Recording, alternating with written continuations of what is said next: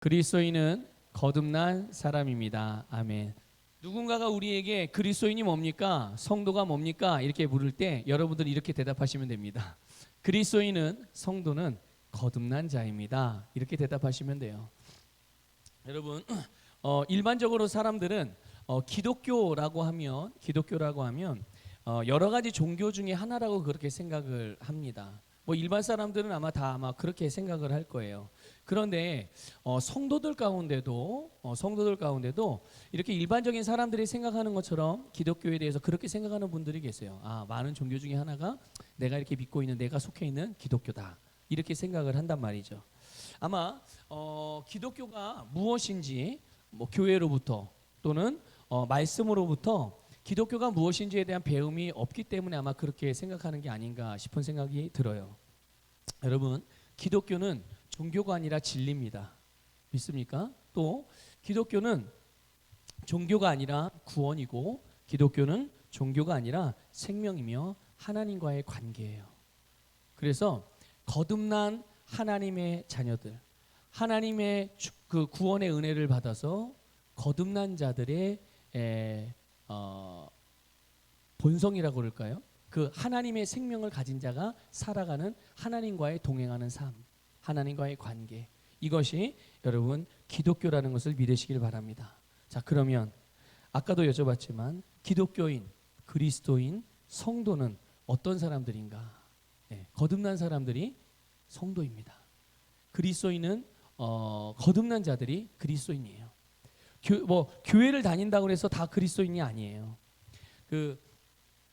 요즘에도 그런지 모르겠는데 예전에 어디에 취직할 때 이력서에 보면 종교를 기록하는欄이 있었어요. 지금도 그런欄이 있나 모르겠는데, 그러면 이제 종교를 기독교라고 쓰는 사람들이 그렇게 많대요. 교회도 안 다니면서. 아니면 1년에 한 번 교회 가는, 언제? 성탄절에 성탄절에 한 번 가는데 본인이 기독교인이라고 그렇게 쓴다고 그래요. 근데 그래도 희한하게 그 똑같은 점수라면 종교란에 기독교라고 쓴 사람들에게 조금은 더 이렇게 가산점이 있었던 것 같아요. 그래서 교회를 안 다녀도 이게 기독교라고 자기의 종교를 밝히는 그런 사람들도 있었다고 하더라고요. 자, 여러분, 교회 다니는 사람, 또 어떤 이런 기독교만의 어떤 형식을 갖춘 예배를, 이 종교 행사에 참여하는 사람, 아니면 종교적인 의무 생활을 하는 사람, 이런 사람들을 그리스도인이라고 생각하는 사람들이 있어요. 근데 사실 이런 사람들은 그리스도인이라고 말하는 게 아니라 종교인이라고 말하는 거죠. 종교인이지 그리스도인은 아닌 거예요. 아마 기독교를 다른 여타 종교 중에 하나라고 생각하는 사람들은 아마 그리스도인, 성도, 기독교인 이렇게 말하면 교회 다니는 사람, 교회 헌금하는 사람, 교회 가서 뭐 이게 기도하는 사람, 아마 그냥 이렇게 생각을 할 거예요. 그런데 성경은 분명히 우리들에게 그리스도인이 무엇인지에 대해서 말씀해주고 있어요. 다시 말씀드리지만 그리스도인은, 성도는 거듭난 자라는 것을 꼭 믿으시기를 주님의 이름으로 축복합니다. 오늘 본문에 니고데모라는 사람이 나와요. 니고데모라는 사람이 나오는데 이 사람은 바리새인이에요. 바리새인이라고 하면 굉장히 하나님의 그 당시에 그 율법, 하나님의 말씀인 율법을 아주 철저하게 문자적으로 지키는 사람들이에요. 문자적으로 아주 철저하게 지키는 사람들이고, 그러다 보니까 주변의 다른 사람들에 의해서 존경을 받기도 하고요. 자, 이 니고데모라는 사람이 바로 그런 바리새인이면서 유대인의 지도자예요. 사내들인 공의회 회원입니다. 그러니까 이 유대인들 사이, 이스라엘 사람들에게서 어떠한 그 중요한 일들이 있을 때 그걸 결정할 수 있는 결정권을 가진 사람. 그러니까 보통 사람이 아닌 거죠. 이 니고데모 같은 경우 보면. 그래서 이런 니고데모가 밤중에 예수님을 찾아와요. 밤중에 예수님을 다른 사람 모르게 찾아옵니다. 이 니고데모는 다른 사람들이 생각하고 있던 모든 종교적인 모습을 다 갖추고 있던 사람이었어요. 정해진 날, 정해진 시간에 하나님께 예배를 드리고, 또 11조와 구제와 여타의 그런 다른 종류, 여러 가지 종류들의 절기연금, 또 감사의 예물들, 헌금을 드리고, 그리고 규칙적으로 금식을 하면서 다른 사람들을 심지어 말씀으로 가르치는 사람이었어요. 그러니까 누가 봐도 이 니고데모라는 사람은 아주 존경할 만한 그런 사람인 것이죠. 그런데 이런 니고데모에게 예수님이 말씀하시기를 뭐라고 말씀하셨느냐? 3절 볼게요. 우리 3절 읽어볼까요? 시작. 예수께서 대답하여 이르시되 진실로 진실로 내게 이르노니 사람이 거듭나지 아니하면 하나님의 나라를 볼 수 없느니라. 아멘. 자, 이게 무슨 말입니까? 사람이 거듭나지 않으면 하나님 나라에 들어갈 수 없어. 이런 말씀이거든요. 근데 왜 굳이 니고데모에게 이 말씀을 하실까요? 니고데모가 거듭났다는 얘기예요? 거듭나지 않았다는 얘기예요? 네, 거듭나지 않았다는 얘기예요. 아직은. 니고데모가 하나님께 예배도 드리고 헌금도 하고 금식도 하고 기도도 하고 그리고 많은 사람들 심지어 율법을 가르치는 자예요. 지금으로 말하면 여러분은 말씀으로 양육하는 자라고요. 예? 자, 그런데 예수님은 그런 니고데모를 향해서 아직 거듭나지 않았으니 거듭나야 한다라고 그렇게 말씀하신 거예요. 사람이 보기에는 경건의 모양을 갖추고 존경할 만한 종교인의 모습으로 살고 있었지만 이 니고데모는 아직 거듭나지 않았던 거죠. 여러분, 사람이 거듭나지 않으면 이 땅에서 아무리 착하게 살고 아무리 사람들에게 훌륭하다는 평판을 얻고 아무리 많은 재산을 갖고 있다고 아무리 이 세상의 명성을 얻고 어떤 그 권세를 얻는다, 세상의 권세를 얻는다고 하더라도 여러분 거듭나지 않으면 천국에 들어갈 수 없다는 것을 여러분 기억하시길 바랍니다. 천국에 들어갈 수 없다는 얘기는 영생을 얻지 못했다라는 얘기예요. 영생을 얻지 못했다는 얘기죠. 자, 그런데 이 유대인의 지도자였던 니고데모가 율법에도 뛰어났고 학식에도 뛰어났고 경험에도 아주 특출난 사람이었지만 이 니고데모가 예수님께 자기에게 거듭나야 된다라고 하신 말씀을 이해할 수가 없었어요. 이해할 수 없는 게 어떻게 보면 당연하다고 우리가 생각할 수도 있죠. 그래서 니고데모가 이렇게 말해요. 아니, 사람이 늙었는데, 사람이 이미 나이가 많은데, 다 자랐는데, 이미 다 자라 이미 이만큼 나이가 많이 늙었는데, 나이가 들었는데 어떻게 다시 태어나요? 어떻게 다시 태어나죠, 예수님? 아니, 어머니 뱃속에 다시 들어갔다 나올 수는 없는 거 아닙니까? 예수님에게 지금 니고데모가 이렇게 반응을 하고 의문 섞인 물음을 던진 거죠. 여러분, 이것이 바로 우리의 이성, 우리가 사는 이 세상의 학문, 또 세상의 지식, 그리고 우리가 살고 있는 지금 이 3차원의 세상의 한계라는 것을 깨달으시기를 주님의 이름으로 축복합니다. 여러분, 이런 거죠. 하루살이 아시죠? 하루살이는 그의 평생이 며칠이죠? 하루살이는 자기가 평생을 아무리 얘기를 해도 하루밖에 안 돼요. 하루밖에. 자, 그런 하루살이에게 우리가 내일에 대해서 얘기한다면 이 하루살이가 내일에 대한 것을 우리가 얘기하는 내일에 대한 정보를 이해할 수 있을까요? 못할까요? 못해요. 그렇죠?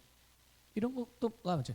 유치원 다니는 아이에게 대학생 다니는 삼촌이 자기가 학교에서 배우고 대학 생활에 대해서 이야기해주면 아이들이 유치원생 조카가 그걸 이해해요, 못해요? 알아들어요, 못 알아들어요? 없는 말 하는 게 아니죠, 삼촌이. 분명히 지금 일어나고 있는 일을 얘기해도 이 아이는 이해할 수 없어요. 왜 그렇죠? 그가 3차원적인 세계 안에서 나이의 한계, 정보의 한계, 육신의 한계, 그리고 그의 경험의 한계, 그 3차원의 안에 있는 그런 모든 제한들을 받아서 받기 때문에 그 안에서만 자기가 그러니까 5살짜리 유치원생은 5살짜리 수준 안에서만 생각할 수 있는 거예요. 그러니까 이 니고데모는 한 번도 영적인 것을 생각해 본 적이 없어요. 심지어 하나님의 말씀, 율법을 가르치는 자잖아요. 율법을 따라 행하는 자잖아요. 그런데 율법이 뭐며 하나님의 말씀이 뭔지를 모르는 거예요. 그러니까 하나님의 말씀을, 율법을 어떻게 가르치냐? 도덕적인, 윤리적인 기준으로 가르치는 거예요. 세상적인 그런 어떤 그 학문적인 한계 아래서, 이성적인 그 한계 안에서 가르치는 거예요. 그런데 여러분, 여러분이 아마 성도님 다 아실 거예요. 주님의 말씀은 무엇이죠? 영이에요. 말씀은 영입니다. 하나님도 영이시고 하나님이 하신 말씀도 영이에요. 그러니까 이 영은 육신과 세상과 이 3차원적인 세계를 뛰어넘는 4차원, 5차원, 6차원에 속해 있는 그런 역사란 말이죠. 그러니까 이 3차원에 있는 세계 안에 있는 것 가운데 3차원, 4차원, 5차원, 6차원의 것들을 이야기하면 이 세상이 이해해요, 못해요? 못하는 거예요. 그러니까 영적으로라야 영적인 것을 분별하는데, 예수님은 지금 영적인 말씀을 하고 계시지만 니고데모는 그 말을 이성적으로 이해해 보려고 하고, 과학적으로 이해해 보려고 하고, 도덕적이고 윤리적인 기준으로 이해해 보려고 하고. 그러니까 보세요, 그가 아까도 말씀드렸지만 말씀을 가르치는 자임에도 불구하고 그 말씀의 본질이 뭔지도 모르고 가르치는 거예요. 그러니까 사람들은 당연히 가르친 대로 배움을 받겠죠. 결국 그 스승의 그 제자가 되는 거예요. 하나님의 말씀의 본질이 영임에도 불구하고, 그러니까 우리는 말씀을 받을 때 어떻게 반응해야 되는 게 맞는 거죠? 영적으로 반응하는 게 맞는 거예요. 그럼 영적으로 반응하는 게 뭡니까? 믿음으로 아멘하고 받는 거예요. 그게 내 생각과 내 경험과 내 느낌과 내 감정과 다르다고 하더라도 하나님의 말씀이 진리인 거는 분명하잖아요. 그렇죠? 하나님의 말씀이 우리를 구원하는 건, 구원의 능력이라는 건 분명하잖아요. 하나님 말씀이 모든 지혜보다 뛰어난 하나님의 지혜라는 걸 분명하잖아요. 내가 그걸 믿으니 내 생각과 내 경험과 내 지식과 내 느낌과 다르다고 하더라도 일단 먼저 아멘으로 받는 것이 우리가 하나님의 영이신 말씀에 바르게 반응하는 거예요. 근데 니고데모는 이제 그렇게 반응하고 있지 못하는 거죠. 아직 계시가 일어나지 않은 거예요. 아직 깨닫지를 못하고 있는 거죠. 그러니까 바로 이렇게 니고데모가 이 영적인 말씀을 주님께서 하심에도 불구하고 니고데모는 이 영적인 부분을 모르고 있기 때문에, 그러니까 그럼 영적인 부분을 모른다면 뭐만 알고 있는 거예요? 혼적인 부분이나 육적인 부분만 알고 있는 거예요. 그럼 모르면 어떻게 해야 돼요? 자기가 모르면 열린 마음으로 받아들여야 되는 거예요. 배움의 영으로 기능해야 되는 거예요. 그런데 어떤 사람들은 모르면 어떻게 반응하느냐? 그건 잘못된 거라고 반응하는 거예요. 그래서 아예 받아들이려고 생각하지 않고, 심지어 하나님의 말씀이라도 자기가 이제까지 신앙생활해온 전통이 있잖아요. 전통적으로 해오던 신앙생활의 패턴이 있잖아요. 어떤 사람은 5년, 어떤 사람은 10년, 어떤 사람은 50년, 60년, 70년. 그런데 자기가 해온 신앙의 어떤 전통이라든지 신앙의 습관이 전부라고 생각을 하는 거예요. 그런데 그게 전부가 아니거든요. 아니, 하나님의 말씀이 나의 인생이라는 60년, 70년, 80년, 100년이라는 그 시간 안에, 그 안에 내가 경험할 수 있는 이 세상의 경험 가운데 하나님의 말씀이 갇혀 있을 수 있어요? 아니요. 우리가 아무리 오래 살아도 100년, 120년, 100년, 200년을 산다고 할지라도 하나님의 말씀은, 우리가 경험하는 그 200년을 산다고 했을 때 200년 동안 우리가 경험한 하나님의 말씀은요, 하나님의 이만한 말씀 중에 요만큼도 안 되는 거예요. 그런데 내가 경험한 그 신앙의 경험이 전부라고요? 하나님은 우리에게 날마다 깨닫게 하시고 알게 하시고 새로운 하나님의 진리 가운데 우리 인도하시는데, 그럼 우리는 어떻게 반응해야 되는 거예요? 우리에게 성령님을 통해서 말씀을 들을 때마다, 말씀을 읽을 때마다, 묵상할 때마다, 또 말씀으로 양육을 받을 때마다, 말씀을 배울 때마다 하나님이 알게 하시는 이 계시 지식에 우리가 아멘하며 감사함으로 받아야 될 줄 믿습니다. 그래도 다행인 것은 니고데모는 그렇게 반응했던 거예요. 그런데 성경에 뭐 여러 사람이 있지만 이 하나님의 주님의 말씀에 이 니고데모처럼 반응한 사람도 많이 있지만 그렇지 않은 사람도 있어요. 그 중에 대표적인 한 사람이 부자 청년이에요. 그는 마음에 영생을 얻기를 원했어요. 구원받기를 원했어요. 그런데 이 청년이 얼마나 대단한 청년이냐면 구원받기를 원했기 때문에 주님의 그 모세의 율법을, 그 계명, 10계명을 아주 철저하게 지켜왔던 사람이에요. 대단하죠. 청년의 때에 자기의 육신의 정욕을 따라 살지 않고, 시대의 상황에 따라 살지 않고, 문화와 유행을 따라 살지 않고 자기를 지켜가며 말씀을 따라 살았다는 게 얼마나 대단합니까?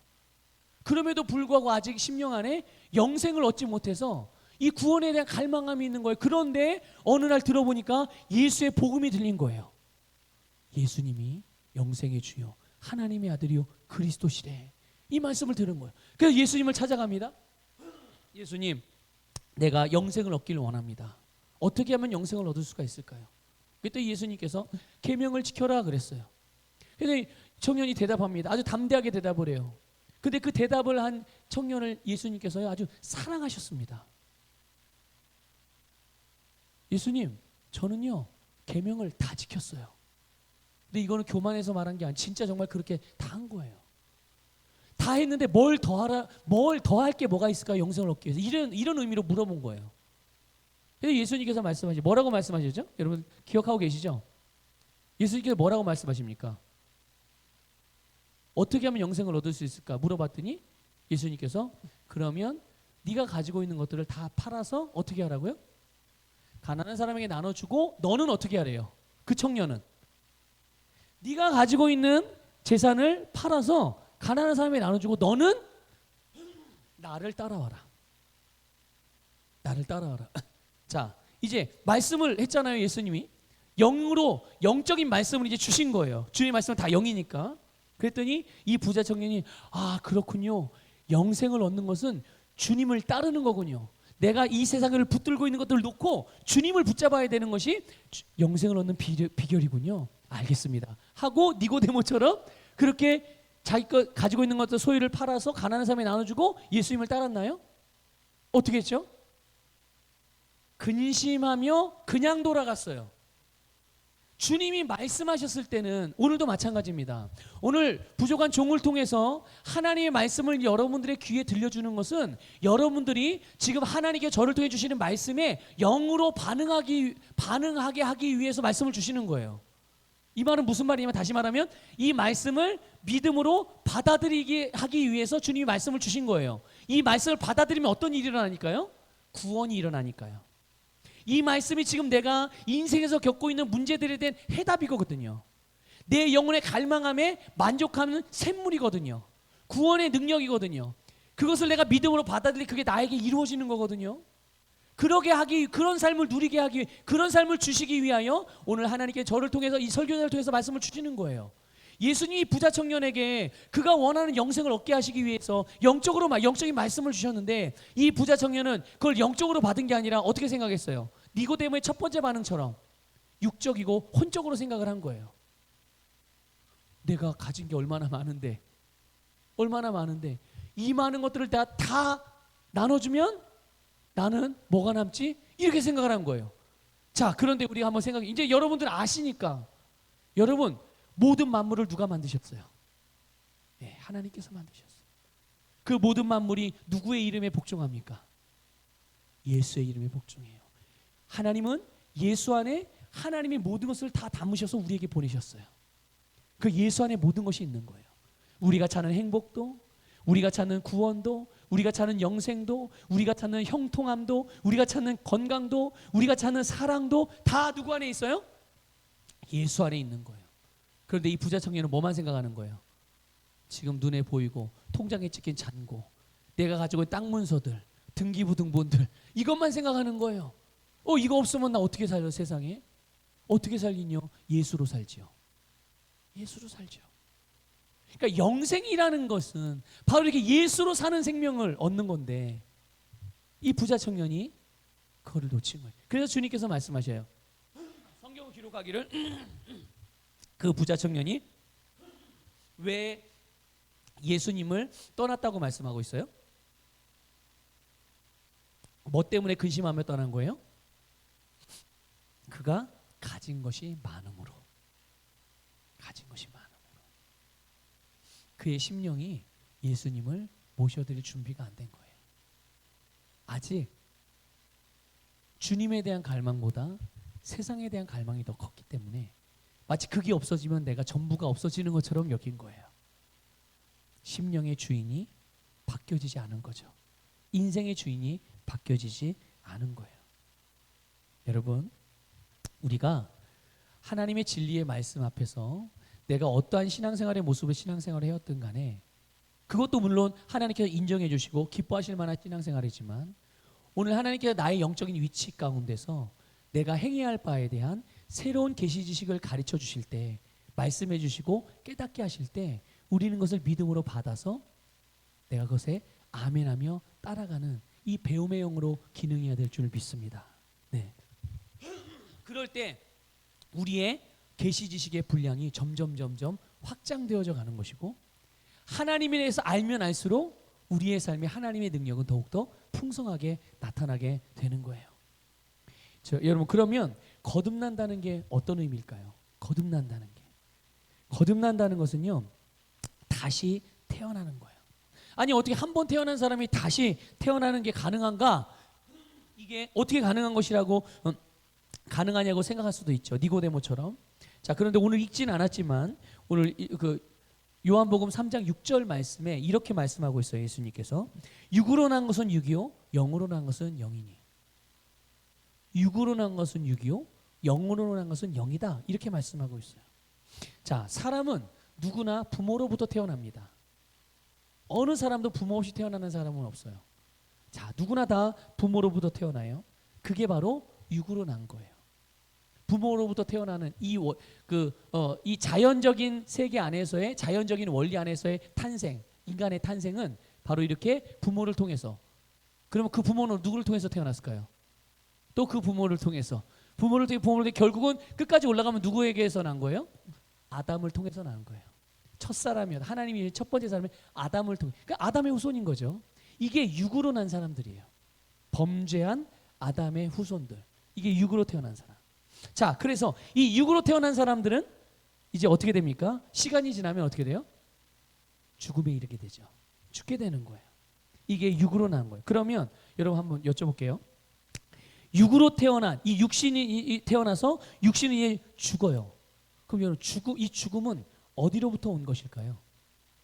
하나님 원래 우리 사람을 지을 때 죽게 만드셨을까요? 아니에요. 원래 죽게 만들지 않으셨거든요. 근데 이 죽음은 어디서부터 온 거예요? 네, 죄로부터 온 거예요. 아담의 범죄함으로 말미암아 인간의 세상에 우리의 영혼에 이 죽음이 들어온 것이죠. 자, 그런데 여러분 아담과 하와가 선악과를 먹었어요. 근데 먹으면 하나님이 반드시 죽는다고 그랬죠. 근데 먹었는데 죽었어요, 안 죽었어요? 안 죽은 것 같이 보이잖아요. 선악과를 먹고도 멀쩡히 살아 돌아다니니까. 그죠? 네. 그런데 먹는 즉시 그들에게 죽음이 이르렀다는 것을 여러분 아셔야 해요. 이게 바로 영적인 죽음입니다. 영적인 죽음이 인류에게 찾아온 거예요. 그걸 어떻게 알 수 있나요? 선악과를 먹은 아담과 하와에게 하나님이 부릅니다.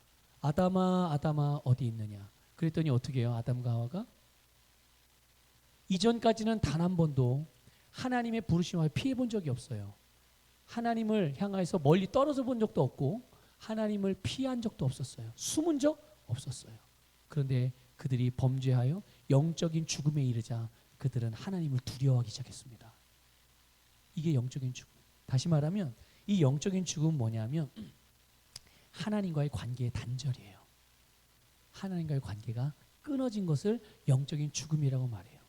그럼 육신의 죽음은 어디로부터 온 걸까요? 바로 이 영적인 죽음의 열매인 것입니다. 인류 안에 찾아왔던 영적인 죽음이 결국 밖으로 보이고 나타나는 우리가 경험하는 죽음으로 육신의 죽음으로 열매를 맺게 된 거예요. 그래서 이 부분에 대해서는 다음 주에 좀 더 구체적으로 좀 말씀을 드리겠고요. 자, 이렇게 영적으로 죽은 아담과 하와에게 이제 육체적인 죽음이 나타나게 되고 그 이후에 태어나는 모든 사람이 어떻게 돼요? 아담과 똑같은 생명으로 태어나는 거죠. 영적인 죽음의 상태로 태어나는 거예요. 그러니까 부모로부터 태어난 갓난아기라 할지라도 이 아이는 살아있으나 영적으로는 어떻게 된 존재예요? 죽어있는 상태예요. 하나님을 불러도 하나님이 대답할 수 없고 하나님이 말해도 하나님의 음성을 들을 수가 없고 하나님을 만나고 싶어도 스스로는 만날 수 없는 그런 상태.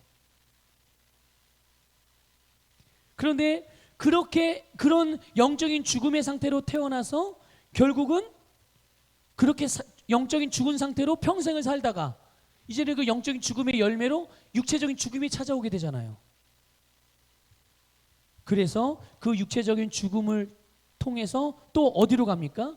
이제 영원한 사망의 자리인 지옥에 들어가게 되는 것. 여러분, 이게 아담의 육으로 태어난, 육에 속한 아담의 후손으로 태어나는 모든 사람의 영적인 그리고 영원한 운명이라는 것을 아셔야 돼요. 한 명도 예외가 없어요. 희극이에요, 비극이에요? 비극이죠. 비극이에요. 그러나 여러분, 우리에게 복음이 주어졌습니다. 복된 소식을 하나님이 주셨어요. 그냥 소식만 전해준 게 아니라 그 복된 소식이 우리에게 실제로 이루어지게 해주셨어요. 너무나도 감사한 일. 주님이 안 그러셨다면 우리 어떻게 될 뻔했어요. 네? 자, 한번 볼까요? 어떤 일이 일어났나? 주님께서 우리를 어떻게 하셨나? 에베소 2장 1절 읽어보겠습니다. 시작. 그는 허물과 죄로 죽었던 너희를 살리셨도다. 아멘. 여러분 보세요.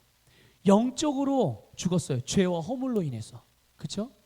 아담의 범죄와 허물로 인하여 우리는 내 의지와 상관없이 태어나고 보니까 영적으로 죽은 상태로 태어난 거예요. 이게 얼마나 억울해요. 근데 억울하다고 어디 호소할 수도 없어요. 그걸 또 바꿀 수도 없어요. 그런 운명을. 자, 그런데 하나님께서 죄와 허물로 죽었던 우리를 살리셨다고 말씀하고 있어요. 여러분, 우리의 영은 허물과 죄로 죽어 있었죠. 우리가 어머니로부터 태어날 때 이미 영적인 죽음의 상태로 태어나서 사람은 하나님께서 지으신 세상에 살고 하나님이 주신 모든 자원을 가지고 살아가면서도 햇빛도 해도 하나님이 주시고 물도 하나님이 주시고 땅도 하나님이 주시고 열매도 나무도 하나님이 주시고 동물도 하나님이 주시고 모든 것을 다 하나님이 주시고, 그러니까 이 모든 것 하나님이 우리에게 주신 자원이잖아요. 근데 모든 사람이 하나님으로부터 지음받았고 하나님이 주신 땅에 살면서 하나님이 주신 자원을 가지고 살아가면서도 불구하고 하나님을 알지도 못하고 하나님을 찾지도 않고 심지어 하나님을 부정하고 부인하기까지 한다는 말이죠. 이게 어떻게 이런 일이 있을 수가 있어요? 그러니 사람이 태어날 때는 많은 사람들이 축복을 받으며 태어나잖아요. 그런데 축복을 받고 태어나지만, 축복 속에 태어나지만 그의 인생 가운데는 수많은 고통과 두려움과 방황이 기다리고 있고 그런 인생을 사는 거예요. 그러다 결국 어떻게 돼요? 결국 영원한 사망, 마귀를 위해서 예비된 지옥에 가서 영원한 형벌을 받게 되는 것. 그리고 모든 사람에게 필요한 게 뭐겠어요? 모든 사람이 필요한 것이 바로 생명이에요. 죄와 상관없는, 죄의 영향을 전혀 받지 않는 그런 완전히 다른 종류의 생명이 우리에게 필요한 거죠. 그래서 예수님께서 그런 생명으로 거듭나야 된다라고 말씀하신 거예요. 그럼 우리가 그렇군요. 거듭나겠습니다. 거듭나자. 자 하고 하면 거듭납니까? 우리 힘으로 아니면 좋은 일, 선한 일 많이 하면 저절로 거듭나집니까? 아니요. 그럴 수 없어요. 우리가 어떻게 해서 이게 될 수 있는 게 아니에요. 그래서 하나님께서 우리가 할 수 없으니까 누가 대신해 주신 거예요? 하나님께서 예수님을 통해서 대신해 주신 거예요. 그가 죄와 허물로 죽은 너희를 살리셨도다. 그분이 살려주신 거예요. 그분이 살려주신 거예요. 이것을 믿으시기를 주님의 이름으로 축복합니다. 그래서 예수님이 하나님의 아들로서 인간의 몸으로 이 세상에 오셨고 그리고 십자가에 못 박혀 죽으셨어요. 그분은 죄도 없으신 분이고 아예 죄를 알지도 못하신 분이거든요. 그럼에도 불구하고 사형당할 만한 죄를 지은 사람이 당해야 되는 십자가의 처형을 예수님이 대신 받으신 거죠. 바로 우리의 죄와 죄값을 대신 치러주시기 위해서 빚을 대신 갚아주신 거예요. 그래서 우리에게는 빚이 남은 거예요, 안 남은 거예요? 대신 갚았으니까. 왜 남지 않은 거예요? 죄에 대한 값을 예수님이 대신 치르셨기 때문에 이제는 더 이상 우리가 죄 때문에 당해야 될 심판이 없어졌음을 믿으시기를 주님의 이름으로 축복합니다. 아울러서 우리가 영원히 지옥 갈 그런 죄값뿐만이 아니라 우리가 이 땅에서 당할 수 있는 그런 죄의 결과들, 사망의 저주들, 그게 뭐예요? 질병이고 가난이고 갈등이고 아픔이고 죄, 미혹, 사건, 사고, 우리를 불행하게 만들고 우리를 고통스럽게 만드는 모든 인생의 문제들, 이게 사망의 저주의 영향력이거든요. 어둠의 영향력이고 마귀가 주는 것들이거든요. 근데 우리가 이 세상에 살면서 하나님께서 우리로 하여금 예수님이 대신 치러주신 죄값으로 말미암아 우리는 더 이상 그것과 상관없이 우리는 생명의 능력의 영향력 아래서 모든 것들을 바꾸고 변화시키고 정복하며 다스리는 인생으로 살아갈 수가 있게 됐음을 믿으시기를 축복합니다. 여러분, 혹시 여러분이 살면서 어떠한 일들 때문에 고민되고 스트레스 받고 마음이 무너지는 감정과 그런 느낌과 그런 삶의 어떤 경험들을 한다면 오늘 그것으로부터 자유로워지기를 주님의 이름으로 축복합니다. 하나님은 예수 그리스도를 통하여 우리가 그런 것들로 해서 당할 수 있는 고통으로부터 고통의 값을 대신 치러주셨어요. 이것을 믿으시길 바랍니다. 그러니까 내가 힘들 때마다 누구를 생각하는 거예요? 예수 그리스도를 생각해 보세요. 아, 예수님이 지금 내가 당하는 이 고통, 내가 겪는 이 아픔들을 대신 치러주셨지. 그러면 나는 뭡니까? 나는 더 이상 이 죄값을, 이 고통을 당할 이유가 없는 사람인 거예요. 그래서 우리는 어떻게 합니까? 고통스러운 상황이 왔고 그것을 직면했지만 우리는 그런 상황에 대하여 뭐라고 선포하는 거예요? 예수님의 이름으로 나는 고통을 당하며 문제를 가지고 아파하는 자가 아니라 나는 자유한 자이며 상황을 바꾸는 자이며 세상을 정복하는 자이며 하나님이 주신 축복을 나의 세상에 풀어내는 자라고 선포하며 고백하여 우리의 인생을 새롭게 만드는 거예요.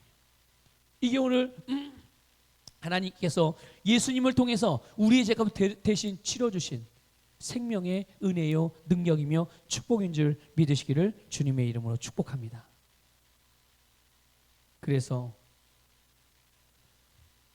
죄의 결과가 가져온, 이 땅에 가져온 모든 것, 질병, 가난, 수치, 죄, 마귀의 종로로 타며 사는 것, 결국은 지옥으로 떨어지는 것, 모든 것들로부터 우리를 자유케 하셨어요. 여러분, 그래서 예수님이 뺨을 맞으신 거예요. 예수님이 왜 뺨을 맞으셨겠어요? 예수님이 그래서 침뱉음을 당하신 거예요. 예수님이 그래서 채찍에 맞으신 거고, 그래서 예수님이 발가 벗겨지신 거예요. 예수님이 그래서 피 흘리신 거고, 예수님이 그래서 고난당하신 거고, 예수님이 그래서 십자가에서 죽으심으로 우리를 대신하는 속량을 이루어 주신 줄 믿으시기를 주님의 이름으로 축복합니다. 우리가 이 세상에 당할 수 있는 부끄러움, 수치심, 정죄감, 가난, 질병, 고통, 모든 사망의 저주로부터 우리를 구원하고 우리를 자유케 하기 위해서 그것들을 다스려서 사망은 생명으로 바꾸고 미움은 사랑으로 바꾸고 불화와 반목, 분쟁은 화목함으로, 화평함으로 바꾸고 가난은 부유함으로 바꾸고 질병으로의 고통은 치유와 신성한 건강으로 바꾸고,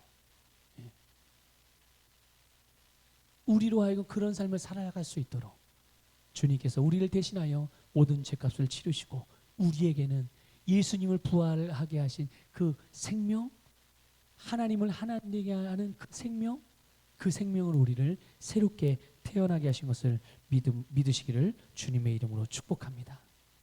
그러므로 이제 누구든지 이 복음을 믿으면, 예수 그리스도를 믿으면 모든 죄와 죄값에서 구원을 받고 부활하신 예수님의 부활의 생명인 영생을 얻는 줄 믿으시기를 주님의 이름으로 축복합니다. 이 영생은, 우리를 구원한 생명은 내가 지금 예수님을 믿을 때나 믿지 않을 때나 똑같이 살아가고 있다라고 생각을 할 수 있을지 모르겠어요. 어떻게 생각하면요, 니고데모 첫 번째 반응처럼 생각하면 주님께서 하나님이 예수님을 통해 우리에게 이루신 일들을 단순히 혼적인 것과 육적인 것으로 우리가 이해하려고 한다면 뭐 예수 믿으나 안 믿으나 교회 다니나 똑같은 거 아니야? 이렇게 생각할 수도 있죠. 그러나 영적으로는 지금 엄청난 일이 일어난 거예요, 우리에게. 지금 예수를 믿기 전에는 우리가 누구의 생명으로 살아가는 생명이었어요? 아담의 생명, 부모의 생명, 죄의 본성을 가진 생명으로 우리는 살아갔었어요, 그동안. 근데 예수님을 믿고 난 다음에 우리가 사는 생명은 어떤 생명이에요? 예수님을 다시 살리신 그 생명, 하나님의 생명, 부활의 생명, 의의 본성을 가진 생명. 그러니까 여러분 오늘 우리가 사는 생명은 내가 부모로부터 태어날 때 가지고 태어난 생명과 같은 생명이에요? 다른 생명인 거예요? 다른 생명인 거예요. 여러분 지금 다른 생명으로 살아가고 있는 거예요. 그래서 우리가 세상을 다스리는 왕으로 살아갈 수가 있는 것입니다. 왕으로 태어났으니까. 하나님의 자녀로 다시 태어났으니까. 하늘의 유혹을 받은 자로 다시 태어났으니까 우리는 그런 자로 이 세상에서 살아갈 수가 있게 됐음을 믿으시기를 주님의 이름으로 축복합니다. 그래서 지금 우리는 새로운 피조물로 살아가는 거예요. 그리스도인은 거듭난 새로운 피조물들입니다. 마땅히 우리의 삶은 어떠해야 되는 거예요? 그러니까 마땅히 우리의 삶도 새로운 피조물로서의 삶을 살아가는 거예요. 이전의 생명은 우리에게 갖고 소유하고 내 욕심을 채우게 하는 생명이었어요. 근데 이제 우리가 지금 새롭게 받은 주님의 생명은 어떤 생명입니까? 주고 베풀고 나누고 섬기는 생명이에요. 그러니까 거듭난 그리스도인들은 거듭난 자라고 그랬는데 거듭난 그리스도의 삶의 모양은 어떠해야 되는 겁니까? 주고 나누고 섬기는 것이 우리의 삶의 모양이 되어야 되는 거예요. 왜냐하면 내가 가진 생명이 그런 생명이니까. 그런데 만일 내가 가진 생명이 그런 생명인데 여전히 움켜잡고 나 자기중심적으로 살아가면 어떻게 되는 거예요? 이거는 자연스러운 일이 아닌 거예요. 제가 늘 여러분들에게 예화로 들잖아요. 사람이 사람다워야 사람인 거죠. 그게 제일 자연스러운 거예요. 사람이 개가 아무리 좋다고 개 흉내를 달고 다니면 어떻게 되는 거예요? 개처럼 밥 먹을 때도 개처럼 이게 혀로 핥아먹고 이렇게 두 발로 걸어 다니냐고 개처럼 네 발로 걸어 다니고 개가 너무 좋아서 개를 닮고 싶어가지고 개를 너무 사랑하다 보니까 이건 자연스러운 거예요? 부자연스러운 거예요? 이거는 자연스러운 게 아니에요. 사람이 가장 자연스러운 게 언제가 가장 자연스러운 거예요? 사람답게 행동하는 게 가장 자연스러운 거예요. 거듭난 그리스도인이 가장 자연스러운 삶의 모습이 뭡니까? 그가 새롭게 태어난 그 생명으로 그 생명의 본성으로 기능하는 것이 가장 자연스러운 모습인 거예요. 그게 또 세상이 교회를 통해서 그리스도인들을 통해서 보길 원하는 모양이죠. 근데 그게 안 보이니까 어떻게 하는 거예요? 교회에 다니는 것들이 안 다니는 것 다 똑같아. 이런 소리 하는 거예요. 오늘 우리는 그리스도인은 거듭난 하나님의 자녀들임을 믿으시기를 주님의 축복합니다. 그러니까 우리의 삶은 마땅히 세상 사람들과 달라야 하는 거예요. 주일날 세상 사람들 다 놀러 갈 때 우리는 하나님을 예배하는 거예요. 세상 사람들은 다 뭔가 어려움이 있어요. 사람 찾아가고 은행 찾아가고 여기저기 세상 정보 얻으려고 돌아다니지만 우리는 누구를 찾습니까? 하나님을 찾고 믿음의 형제 자매들 안에서 우리의 아픔과 문제들을 이야기하고 함께 중보하고 합심으로 중보하고 서로 필요한 것들을 채우고 공급하고 도우면서 그러면서 우리를 서로 온전케 만들어가는 거죠. 이게 바로 그리스도인됨의 모습인 우리가 가진 생명이 우리의 삶에 나타나는 모양인 것을 깨달으시기를 주님의 이름으로 축복합니다. 이제는 우리가 죄의 본성을 따른 아담의 후손이 아니라 바로 의의 본성을 따라 사는 예수 그리스도의 후손이라는 것을 믿으시기를 축복합니다. 하나님의 자녀인 거예요. 하나님의 자녀인 거예요. 다음 주 수요일에도 또 이 거듭남에 대한 부분을 좀 더 말씀을 드릴 거예요. 어쨌든 오늘 이 말씀을 이미 여러분 예수 믿고 구원받는 건 거듭나는 거지. 그래 그리스도인은 거듭난 사람이지 알지만 아마 분명히 오늘 여러분 말씀을 듣다가 다시 한번 이 말씀에 대하여 확고해지는 부분이 있었을 거예요. 또 다시 또 깨닫는 부분들이 뭔가 있었을 것입니다. 오늘 이전에 그것을 붙들고 기도하세요. 그것이 오늘 하나님께서 여러분에게 주시는 레마의 말씀인 거예요. 제가 많은 여러 가지 말씀을 드렸지만 이 여러 가지를 다 여러분 믿음으로 받을 수 있으면 좋겠는데 그러지가 못하고 여러분 특별하게 딱 깨달아지는 말씀들이 있거든요. 그 부분들을 절대로 놓치시면 안 되는 거예요. 그냥 깨달았어 하고 지나갈 게 아니라 그걸 오늘 이제 말씀을 듣고 기도할 때 내 것으로 완전히 딱 취하는 거예요. 그래서 기도하실 때 그 부분을 붙들고 그 말씀이 여러분의 삶의 능력으로 나타날 수 있도록 함께 기도할 수 있기를 주님의 이름으로 부탁을 드립니다.